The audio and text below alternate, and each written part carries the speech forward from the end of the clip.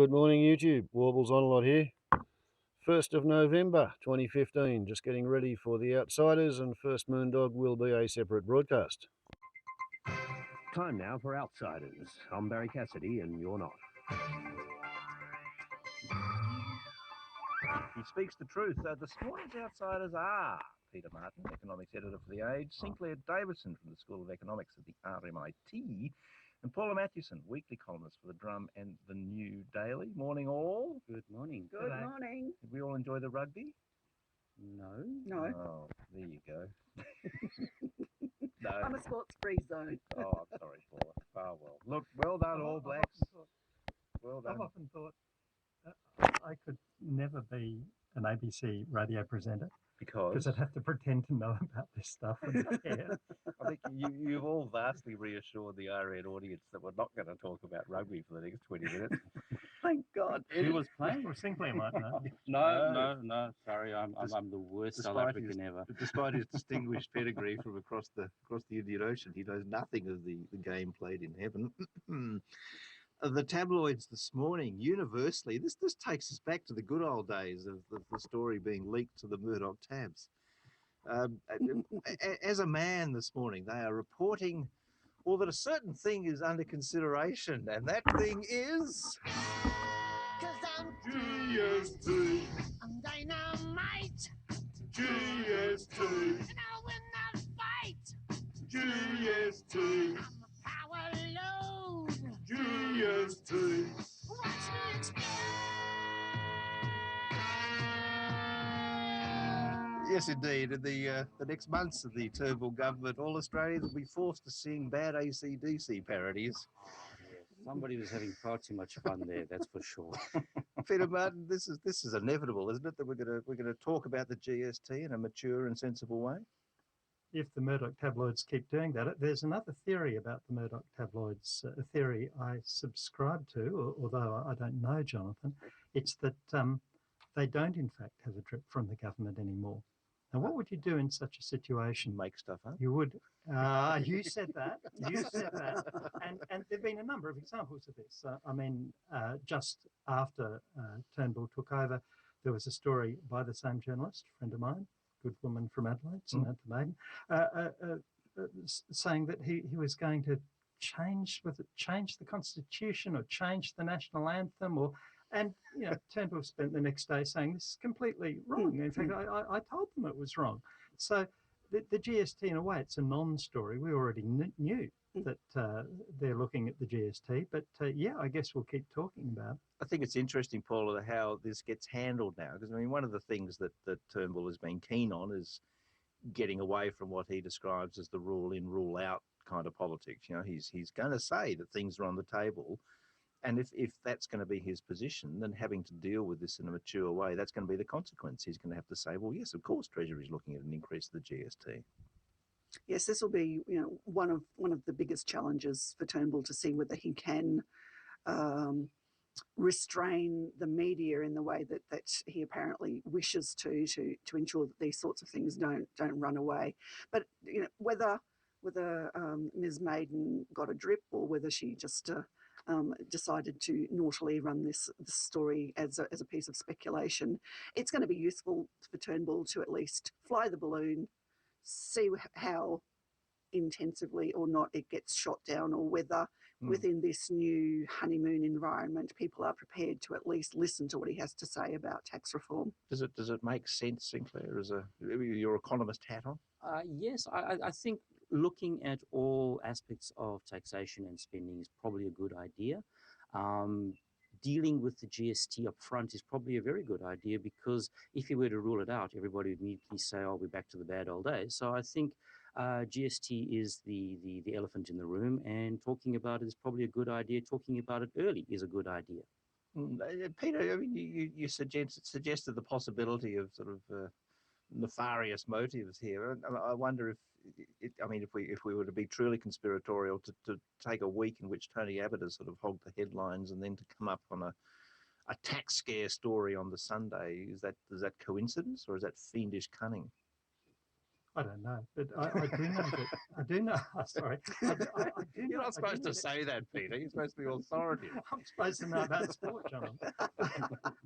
That Abbott, now that Abbott is gone, Turnbull has, I think, I'd be interested in what Paula thinks about this, unbelievable, probably unprecedented in, the last few generations, reserves of goodwill. And that, and that means that he is someone who could actually pull this off. That is, so much goodwill is there towards him. So much are people prepared to lend him the benefit of the doubt that if Abbott had said this, and Abbott did, and Hockey said it, people had, their backs would be up and they'd say, oh, we don't trust you, how are you going to compensate us and so on. He could pull it off. He's the person who can. What do you think of that, Paul? I mean, that goodwill thing is a point well made. Absolutely, and the fact that this then comes on from the the revisiting of the economic mini summit that Turnbull had with Morrison and the various parties a couple of weeks ago, and then Morrison having another discussion with another bunch of interested parties. We wait for the other shoe to drop tomorrow, and that will be the business community and the social services, social support community coming out and saying, well, yes, we need to have this discussion. If that's what happens, because they have some goodwill for the new leadership as well, then that is then starting to replicate the model that Howard had when he ran the GST the first time. So it may have some success. The huge and shocking development, Sinclair, would be for Bill Shorten to walk out tomorrow or later on today and say, well, I think there's something to be said for this debate. Well, I think he might say something along those lines, but perhaps not precisely those very words. I think it's a tax grab. The important thing is that I think a change to the GST would have to be taken to a general election. And I think the role which the opposition plays and the Greens play in that would be interesting to watch, because if they were to come out and say, no, we don't particularly want this, they'd be trying to increase their Senate representation. And that would be the way to do that. So to say, well, we might not win in the House of Representatives, but we'll try and increase our Senate numbers. You're right, though, Paul. I don't think it would work, by the way. Sorry, Peter, I really don't. I don't think it would work. I mean, having said that, nothing Shorten can do will work. He will lose the next election, and if he is still there, he is highly likely, I think, to lose the one after. But it's that there is so much. I think people are tired of the opposition. Everyone in Parliament House, where I work, is tired of the opposition we've had, just tired of everyone hating each other. And they really don't want to return to it. So if Shorten tries that, if Shorten says, oh, well, this much and no further, we're going to completely say this won't happen, I don't think it'll work. Well, it may or may not work. It's whether or not he will try it, I think, is the issue, because I think people are going to be a bit annoyed if both the government and the opposition go to the next election both promising to increase the GST. That also is not really going to work well either. And I mean, I think what it does boil down to, of course, is the detail. So we've had 4 options released this morning in the Herald Sun, and the idea of 15%, which I think if you're going to change the GST, you may as well go big. So go 15, don't go 12.5 or something silly. Yes, go, but it's what else happens, what's going to happen to the money, how's it going to be redistributed. So there's a lot of detail in there, and I think that gives the opposition a lot of space to move, because you can't have a thought bubble. I think you've got to go to the population with a reasonably well-developed idea, which John Howard did in 1998. He actually came with a very well-developed idea and ran with it. Paula Matthewson, I thought your point was interesting, though, in terms of how the opposition plays this, that they could well be wrong-footed by everybody else. That if the welfare sector says, well, actually, if this is appropriately compensated, we don't mind, and it excludes food, and business says, well, actually, this is a coherent thing to do, that leaves the opposition, for the sake of playing politics, well outside of the body of opinion. Indeed, they need to be looking very closely at what Kim Beazley got wrong with his campaign against the GST last time. And I think the important thing to remember, I mean, Sinclair says you can't afford to have Labor and the coalition both promising a GST at the election. But we run that risk because there are Labor state governments that are already asking for an increase to GST. So, we could have an outbreak of agreement. I mean, that would be amazing, wouldn't it? Oh, new world, new That'd world. be un-Australian, that. You're outsiders this morning of Peter Martin, Sinclair Davidson and Paula Matthewson. It's almost 10 to 10 here on Sunday Extra. And of course, the week past was, marked by a return to traditional values. Our moral obligation is to receive people fleeing for their lives. It's not to provide permanent residency to anyone and everyone who would rather live in a prosperous Western country than their own. This means turning boats around for people coming by sea. It means denying entry at the border for people with no legal right to come. And it means establishing camps for people who currently have nowhere to go. It will require some force. It will require massive logistics and expense. It will gnaw at our consciences.